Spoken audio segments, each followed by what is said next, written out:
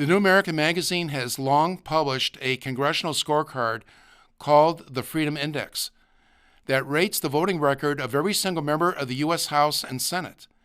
And now something new has been added to make the Freedom Index an even more powerful tool. Let's take a look.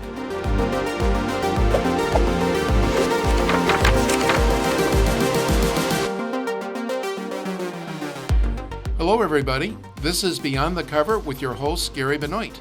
And we have with us today the brain trust, so to speak, for the Freedom Index, the Congressional Scorecard that the New American Magazine publishes periodically.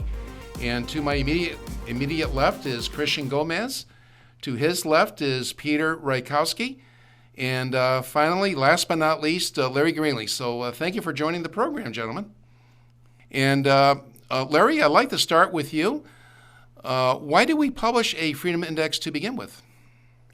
As you know, we have a big problem in America, and it's widely recognized that we're losing our freedoms because the government is basically out of control, the federal government. The Freedom Index provides a solution to the congressional portion of this problem. According to the Constitution, all lawmaking power is granted to Congress, and no lawmaking power is granted to the other two branches of the federal government, the executive branch and judicial branch. And furthermore, the Constitution doesn't give Congress a blank check to pass any kind of law that it wants to. Instead, there's a section of the Constitution, Article 1, Section 8, which specifies which types of laws can be passed.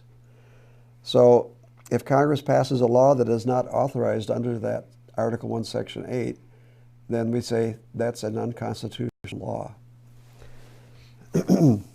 So with the Freedom Index, it's a semi-annual report on how well each representative and senator is doing with regard to upholding the Constitution with their votes on 10 key bills every half year.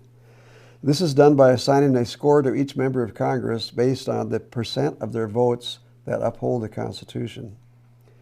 We believe these Freedom Index scores can play a key educational role in creating an informed electorate that will make the decisions necessary to bring Congress back into compliance with the Constitution. This would solve the congressional portion of the problem of losing our freedoms due to an out-of-control federal government. So that's sort of the general reason why we publish the Freedom Index. And of course, without this information, I think it's fair to say, Larry, that a lot of people would have no idea what their congressman's doing in Washington, because what they say in their home districts or in their home states is not necessarily how they're voting on the floor of the House or Senate.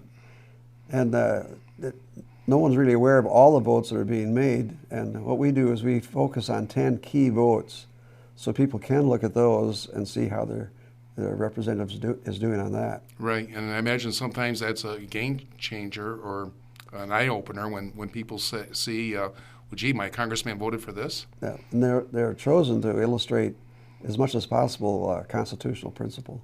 Right. Now, I do know with regard to the Freedom Index that we publish a lot of information because we're showing in one place the voting records of every single member of the House Representatives and 100 senators. And of course, that's 535 people altogether. And so it does make for a bulky reprint of perhaps 11 pages or actually 12 pages is reprinted.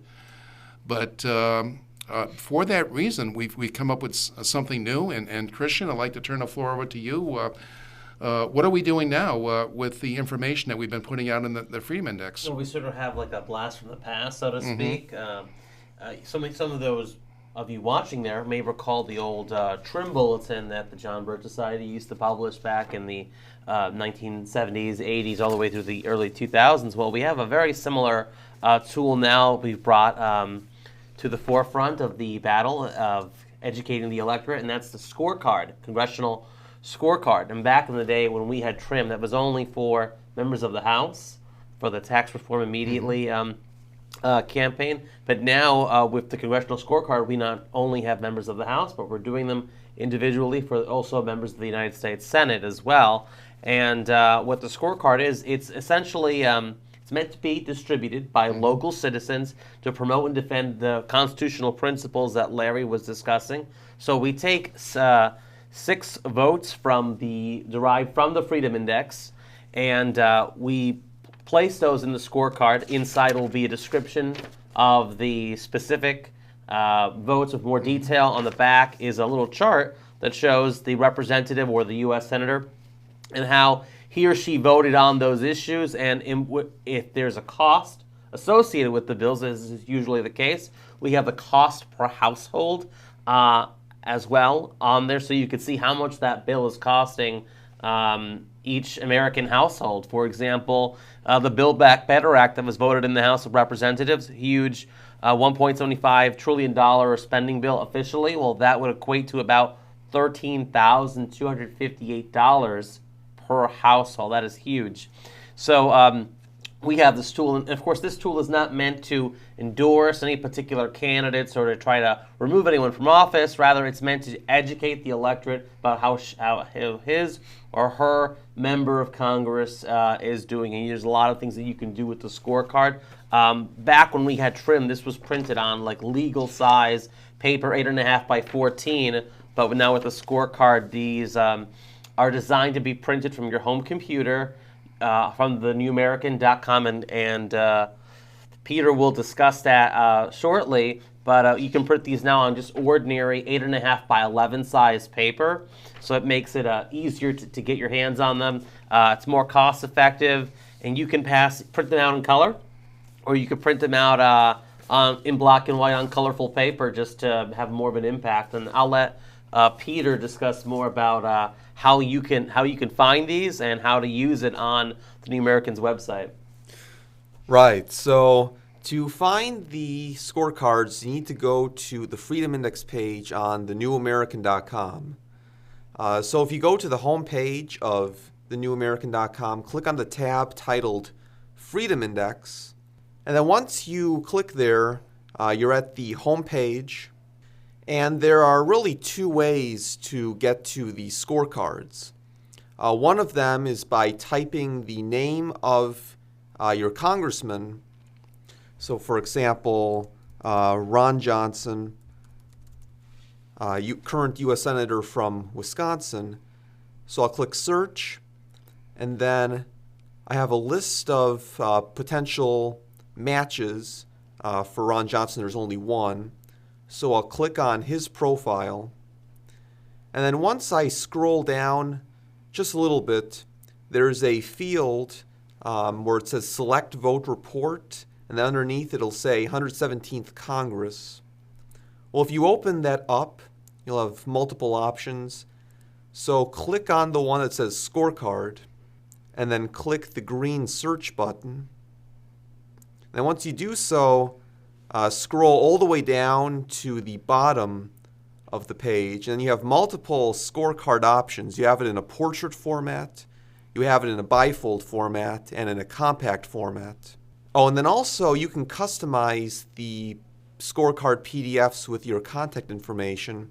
Underneath the actual buttons showing the PDFs, there's a field where you can type in your name, phone number, email address, and then choose which format you want the contact information to be in.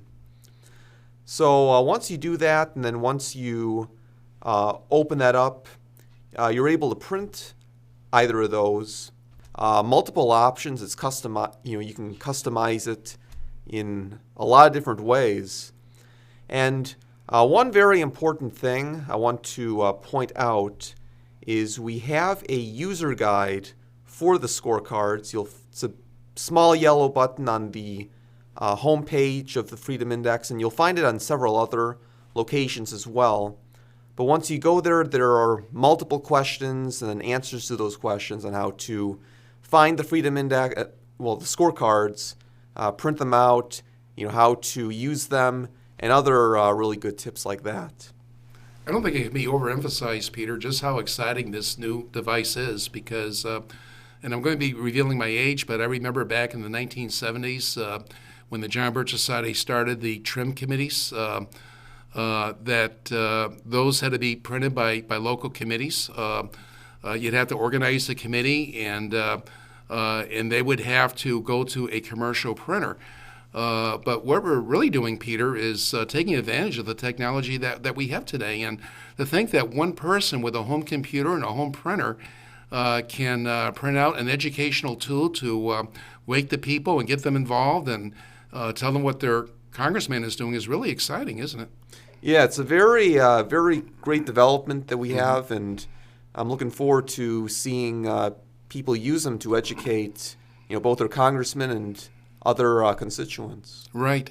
And of course, if I could use the analogy of a carpenter and a tool chest, a carpenter has different tools for different purposes, and so does the activists in the freedom movement.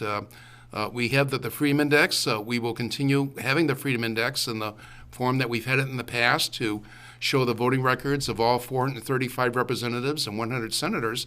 But we also have available now this new Congressional Scorecard where we can zero in on a particular congressman. Any congressman, any representative or senator, somebody wants to go to expose the voting record of that person. So thank you, Peter, and thank you, Larry and Christian, and please go to thenewamerican.com. Please go to the guidelines, that page that Peter was talking about. But when you do a tour of that page, please don't leave the Freedom Index until you actually download a congressional scorecard for your own representative or senator, just to find out how easy it is. So thank you very much.